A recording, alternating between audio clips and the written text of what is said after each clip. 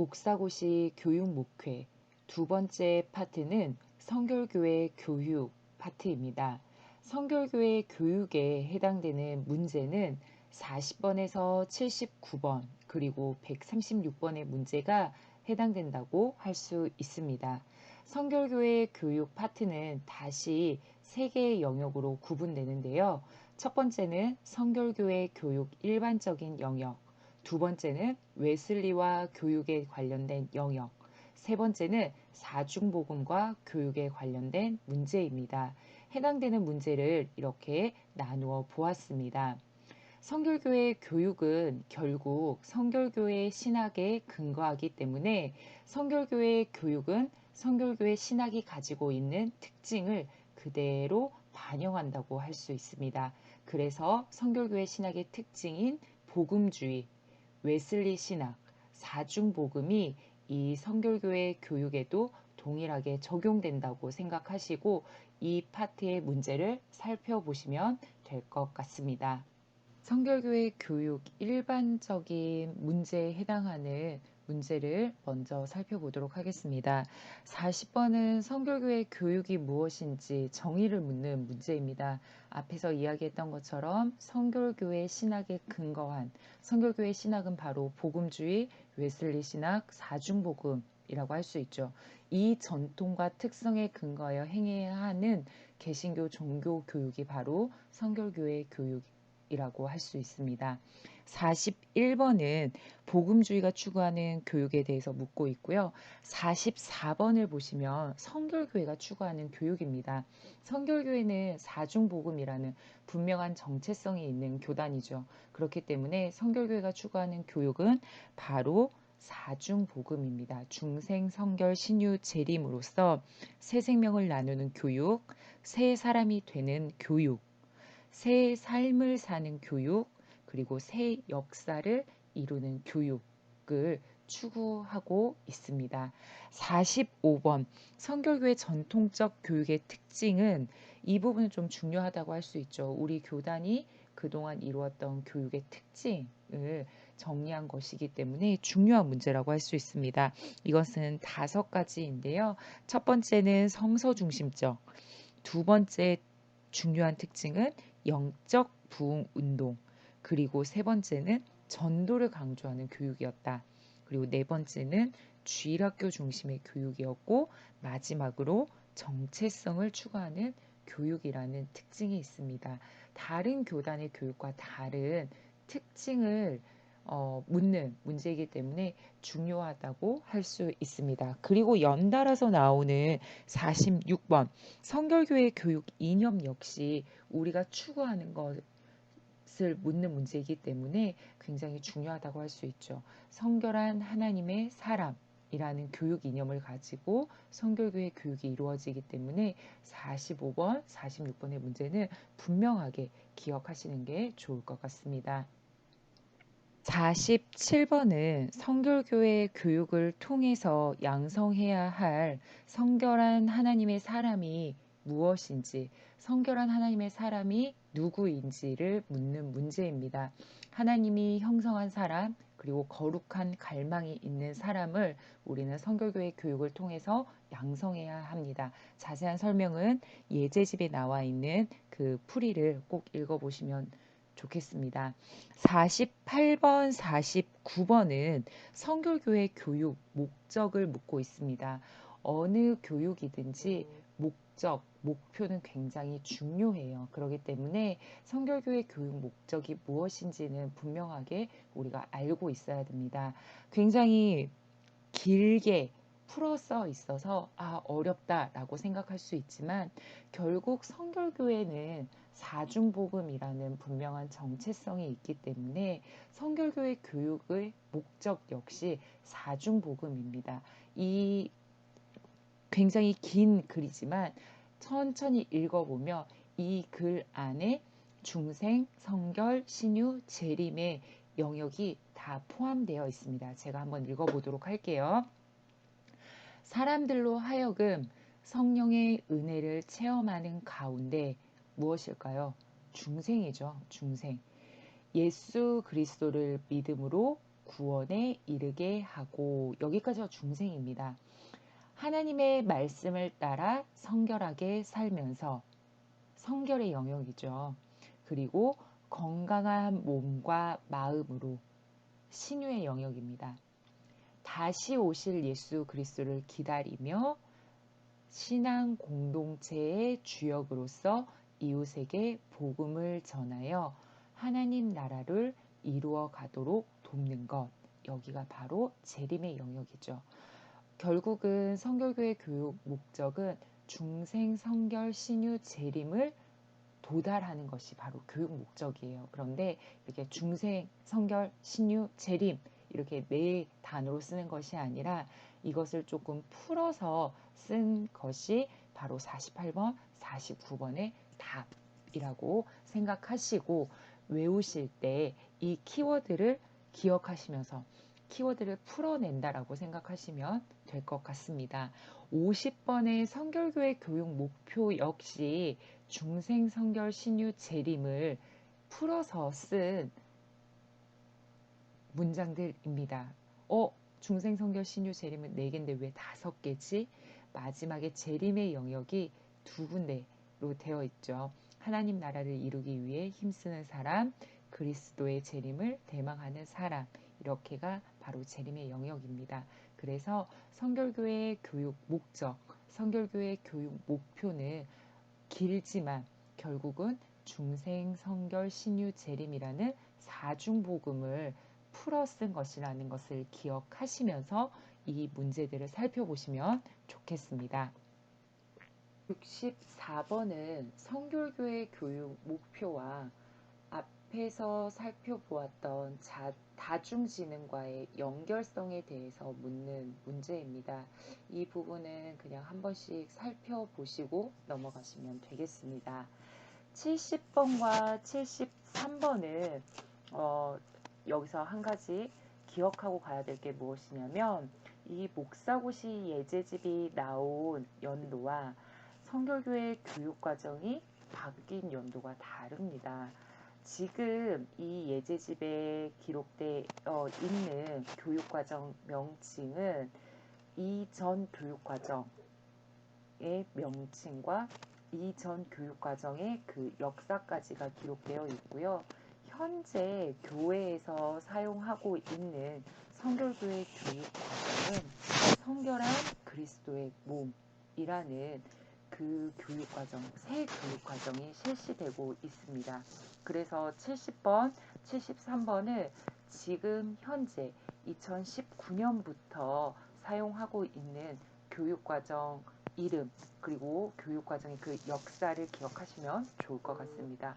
그래서 성경 공부, 성결한 삶, 성결과 비전, 그리고 4차 교육과정인 성결한 그리스도의 몸이라는 새 교육과정이 현장에서 사용되고 있다는 것 기억하시면서 70번과 73번을 보시면 되겠습니다. 71번, 72번은 성결교회 교육 역사라고 할 수 있는 문제입니다. 그런데 71번, 72번은 굉장히 문제를 내기에 좋은 그런 문제예요. 시험에 나오기 가장 좋은 문제입니다. 왜냐하면 두 개가 비슷해요. 비슷하고, 그리고 최초의 교재이기 때문에 문제를 만들 수 있는 유형도 다양하고 굉장히 문제 내기 좋은 그런 문제입니다. 그래서 71번의 만국주일학과와 72번 주일학교 독본에 대해서는 분명하게 기억하셔야 되고, 두 개의 차이점도 분명하게 기억을 하고 계셔야 어떤 형태로 문제가 나오든지 쉽게 풀 수 있을 것 같습니다. 그래서 71번, 72번은 꼭 자세히 그리고 분명하게 보시고 기억하셔야 됩니다. 71번 만국주일학과는 성결교회 최초의 주일학교 교재입니다.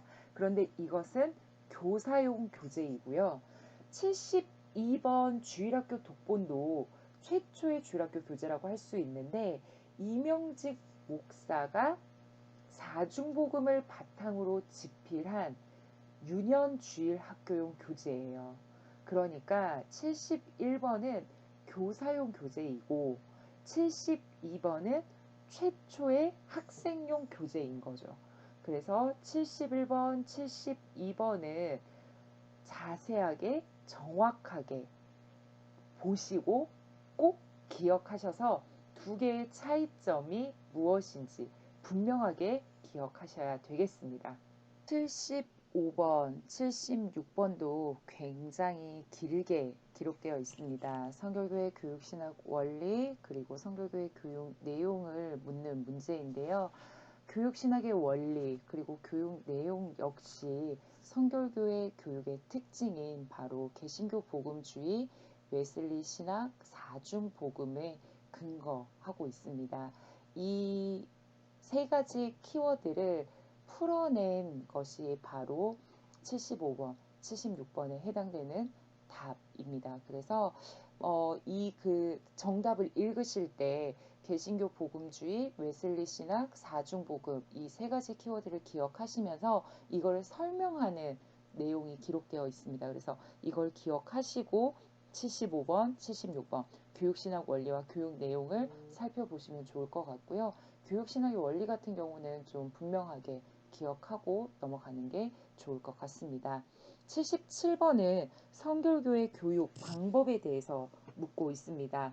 성결교회 교육 방법은 이제 인격적이고 직접적 삶과의 만남을 추구하는 방법으로 교육을 하고 있습니다. 자세한 설명은 꼭 예제집에 나와 있는 정답을 읽어보시면 되겠습니다.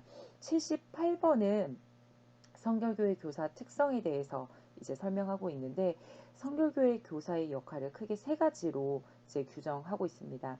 첫 번째는 성경의 문맥적 해석자, 두 번째는 신앙의 순례자, 그리고 세 번째는 하나님 나라의 겸손한 건설자라는 교사의 역할, 교사의 특성을 가지고 있다는 거 기억하시면 되겠습니다. 그리고 74번과 136번은 이전 교육 과정인 성결과 비전에 관련된 문제입니다. 그래서 그냥 가볍게 보시고 한번 넘어가시면 될 것 같고요.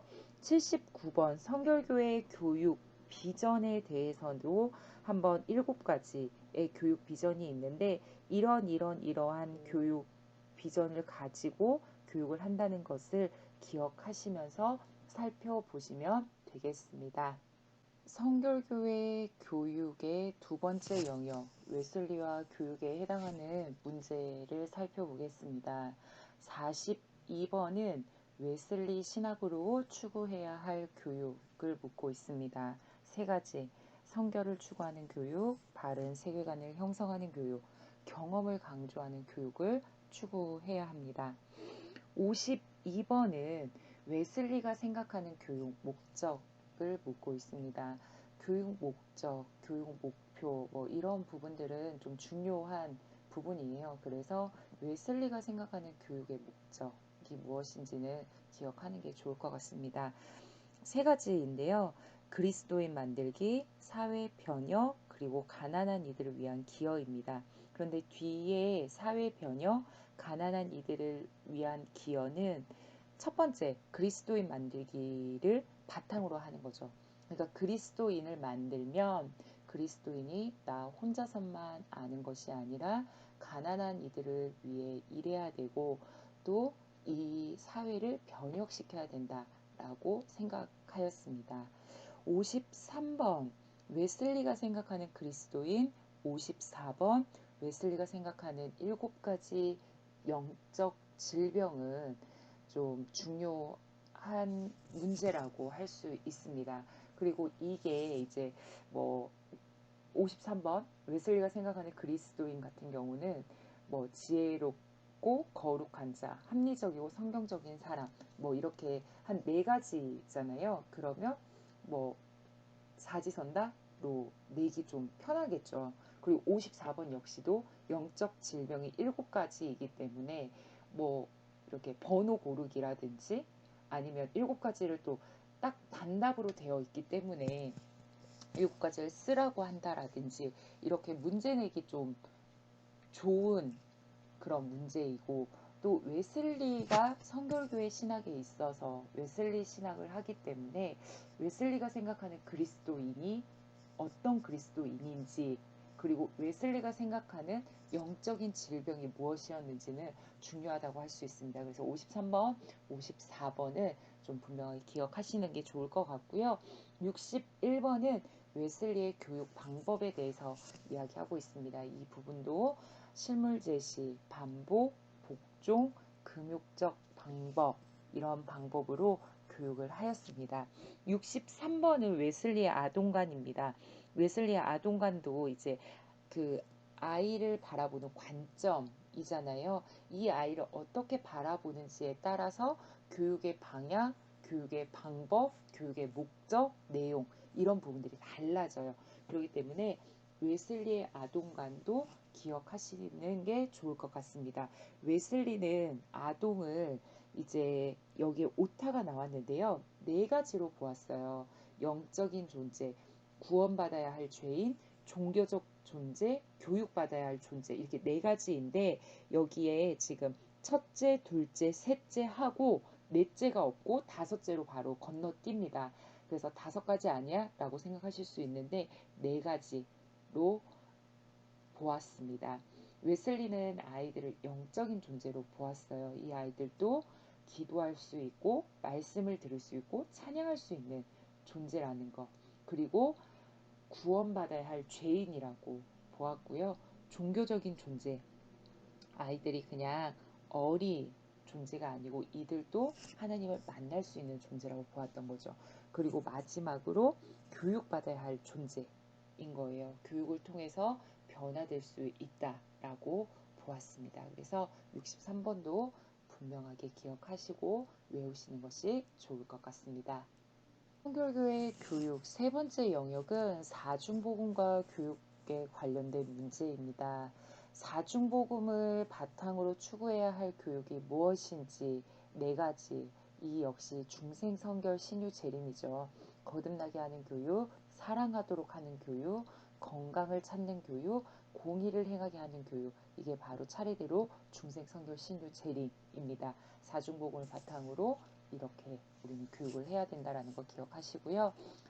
55번부터 58번은 중생성결 신유 재림의 교육이 무엇인지를 설명하는 문제입니다. 그래서 교육의 내용과 관련된 문제이기 때문에 55번부터 58번까지는 꼭 읽어보시고, 아, 중생의 교육이 이런 거구나, 성결의 교육이 이런 거구나, 신유의 교육이 이런 거구나, 재림의 교육이 이런 거구나 라는 거를 기억하시면 되겠습니다. 성결교회 교육 관련한 문제들을 살펴보았습니다. 성결교회 교육 아래에 세 가지로 분류해서 알아보았죠. 성결교회 교육 일반적인 문제, 웨슬리와 교육에 관련된 문제, 그리고 사중복음과 교육에 관련된 문제를 알아보았는데요. 성결교회 교육 일반적인 문제에서 좀 기억해야 될 거는 성결교회 교육의 목적이 무엇인지, 성결교회 교육의 특징이 무엇인지, 그리고 성결교회 교육 이념이 무엇인지, 성결교회 교육 과정의 역사와 명칭이 어떻게 변화되었는지, 그리고 성결교회 교육의 그 역사, 주일학교 독본에 대해서 그 차이를 기억하는 것, 이런 부분들을 좀 중심으로 보시면 될 것 같고요. 웨슬리와 교육 관련한 문제에서 또 우리가 좀 더 집중해야 될 거는 교육관이라든지 아동관, 그리고 웨슬리가 생각했던 그리스도인, 또 웨슬리가 생각했던 그런 영적 질병 같은 거 분명하게 기억하시면 되겠습니다. 사중복음과 교육 관련해서는 사중복음 그 교육의 내용들에 대해서 이렇게 설명하실 수 있도록 기억하시는 게 좋을 것 같습니다. 이상으로 성결교회 교육 파트를 마무리하도록 하겠습니다. 감사합니다.